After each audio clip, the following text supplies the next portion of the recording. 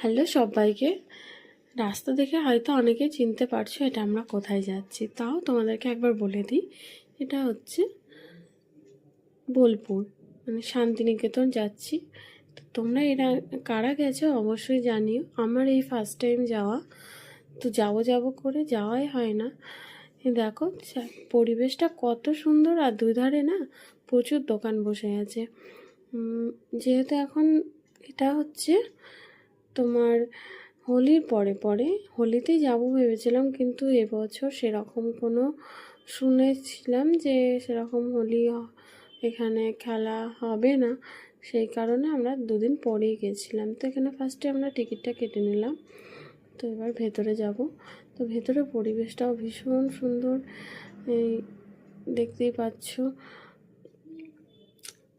আর এখানে প্রচুর ফটো তোলারও মানে জায়গা রয়েছে, তো সবাই ফটো তুললাম, বেশ মজা করলাম সবাই মিলে। তারপরে তোমাদেরকে রবীন্দ্রনাথ মিউজিয়ামটা দেখাই। এই দেখো এখানে যা যা ব্যবহার করতো সেগুলো রাখা রয়েছে। তো এখানে ভিডিও করা অ্যালাউ নেই, তাও আমি একটু ভিডিও করে নিয়েছি। তারপরে চলে আসলাম সোনাঝুরির হাটে। সোনাঝুরির হাটে তো বহু কালেকশন, তো ব্যাগের, তারপরে তোমার শাড়ি, জামা কাপড়, জুয়েলারি প্রচুর ধরনের।